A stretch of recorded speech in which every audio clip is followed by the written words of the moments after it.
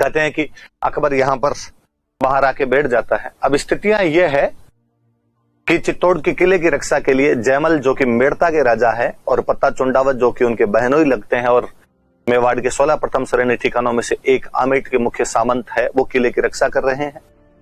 अपने गिने चुने 8000 सैनिकों के साथ अकबर एक लंबी चौड़ी लाखों की संख्या के अंदर सैनिकों के साथ में, सेना के साथ में चित्तौड़ के किले के बाहर बैठा हुआ है। चित्तौड़ का किला इतना ऊंचा बना हुआ था, इतना सुरक्षित बना हुआ था कि किले को भेदना संभव नहीं था। आता है किले के गेट खुलवाने के लिए कुछ साम दाम दंड भेद की नीतियां ही अपनानी पड़ेगी आपको।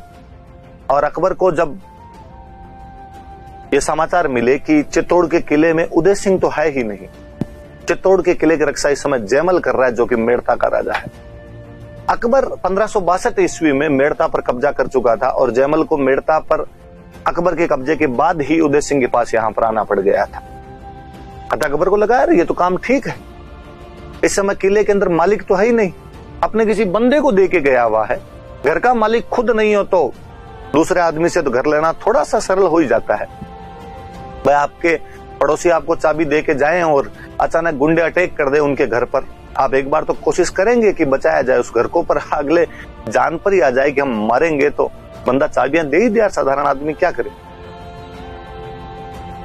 और फिर उस घर से अपना लगा उतना हो भी नहीं पता, अपने के लिए तो फिर भी आदमी लड़ ले, दूसरे के लिए लड़ना बिरली बात होती। तो कहते हैं कि अकबर ने जयमल के पास संदेश भेजा कि जयमल यार मुझे तो पता ही नहीं था तुम यहां चित्तौड़ के किले में हो, और तुम यार क्यों चित्तौड़ वालों के लिए लड़ने मरने का तुले हुए हो। तुम मेरे से मेड़ता वापस ले लो जो 1562 में मैं तुमसे ले चुका था, और इसके बदले में मुझे चित्तौड़ का किला दे दो। तुम्हारा चित्तौड़ के किले के अंदर क्या है, तुम इसीलिए तो यहां पर बैठे हो क्योंकि तुम्हारे पास मेड़ता नहीं, अपने राज्य में जाके राज करो, ये मुझे दे दिया जाए। जयमल जी का रिप्लाई है, वाकई बड़ा शानदार रिप्लाई है। जयमल जी कहते हैं क्या है गढ़ मारो हूं धनी, असुर फिरे किम आन, ऊंचा ज्यों चित्रकूट रीन दीदी मोही दीवान। ये गढ़ मेरा है, मैं यहाँ का मालिक हूं। दीवान जी मतलब मेवाड़ के राजा जो कि एकलिंग जी के दीवान है, वो इसकी चाबियां मुझे देकर गए हैं, इसलिए जब तक मैं जिंदा हूं किले में दुश्मन नहीं घुस सकता।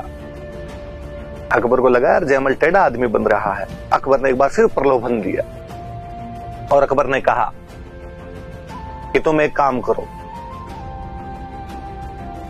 तुम मेड़ता के साथ साथ नागौर भी ले लो, मैं तुम्हें मेड़ता भी दे दूंगा और मैं तुम्हें नागौर भी दे दूंगा।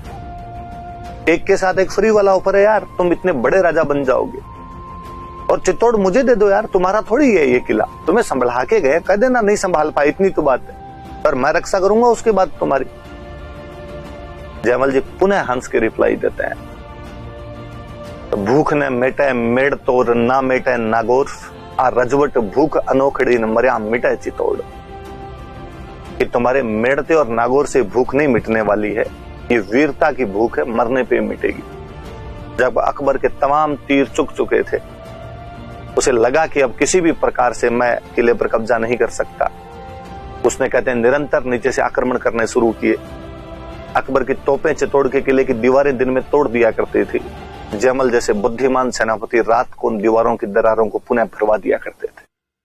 ऐसे ही कहते हैं कि एक दिन जयमल जी जब चित्तौड़ किले की दीवार पर खड़े होकर उसका पुनर्निर्माण करवा रहे थे या दरारों को भरवा रहे थे, तब अकबर नीचे से अपने संग्राम नाम की बंदूक से एक निशाना साधता है और जयमल जी उसके अंदर घायल हो जाते हैं, उनके पैर में गोली लग जाती है।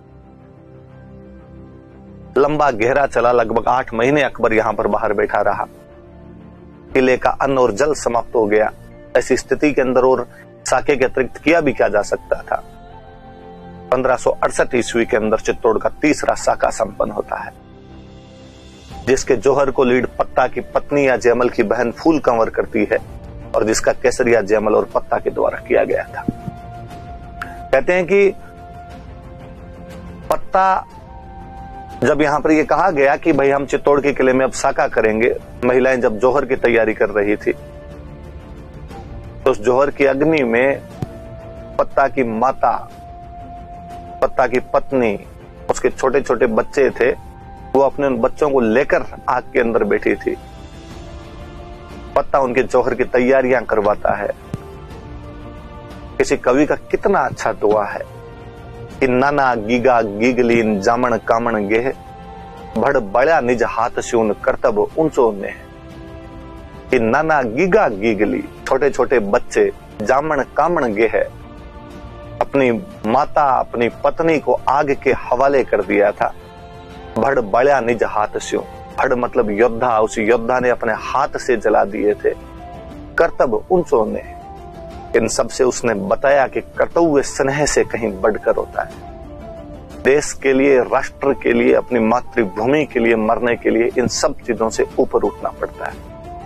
सोच के देखा जाए कि कोई व्यक्ति अपनी पत्नी को, अपनी माता को, अपने बच्चों को इस प्रकार अग्नि के हवाले इसलिए कर देता है कि उसे अब युद्ध लड़ने के लिए जाना है, ये देश के लिए लड़ने का अंतिम अवसर है, वापस जिंदा नहीं आ पाएंगे। वो महिला इसलिए जल जाती है कि कोई दूसरा उनके हाथ नहीं लगा सकता। कोई कह देता है कई बार कि जल क्यों गई थी, जलना जरूरी थोड़ी था। सो कॉल्ड इंटेलेक्चुअल किसी ऐसी रूम के अंदर बैठकर कह देते हैं कि तो सुसाइड हुआ, इस प्रकार कोई क्यों जल जाए। तो राजस्थानी भाषा में एक कवि फिर कहीं कहता है कि केहरी केस भुजंग मण सरना ही सोड़ा सती पयोधर कर्पण धन पड़सी हाथ मुआ। केहरी केस शेर का बाल, भुजंग मण सांप की मणि, सरना ही सोड़ा किसी योद्धा की शरण में गया वह व्यक्ति, सती पयोधर किसी पतिव्रता नारी का अंचल, कृपण धन किसी कंजूस का धन, ये तभी हाथ आ सकते हैं जब वो मर जाएं। कोई महिला अपने जिंदा रहते हुए किसी परपुरुष का हाथ तो अपने पर कैसे लगने देती। ये वो भी जानते थे ये बात, तो यदि वो सब लोग बाहर निकलेंगे लड़ेंगे तो स्वाभाविक रूप से सब लड़ते हुए मरेंगे।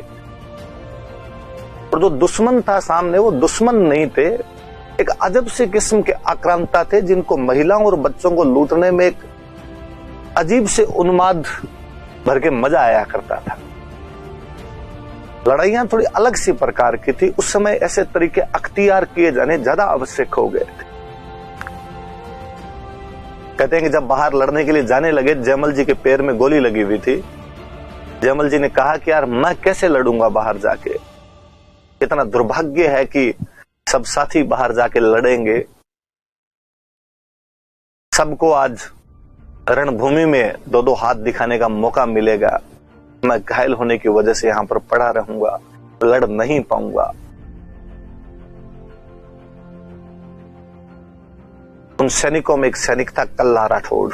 तो कल्ला राठौड़ जयमल जी कहता है कि अंकल दुखी होने की आवश्यकता नहीं, आप मेरे कंधों पर बैठ के लड़ सकते हैं। उस दिन जयमल राठौड़ कल्ला राठौड़ के कंधों पर बैठकर लड़ रहे थे। हम कहते हैं कि कल्ला राठौड़ उस दिन साक्षात चतुर्भुज विष्णु की तरह नजर आ रहे थे। नीचे से दो हाथ उनके चल रहे थे और ऊपर से दो हाथ जयमल के चल रहे थे। हम कल्ला राठौड़ को चार हाथ के देवता के रूप में जानते। गजब की वीरता दिखाई थी उस दिन उन मेवाड़ के वीरों ने।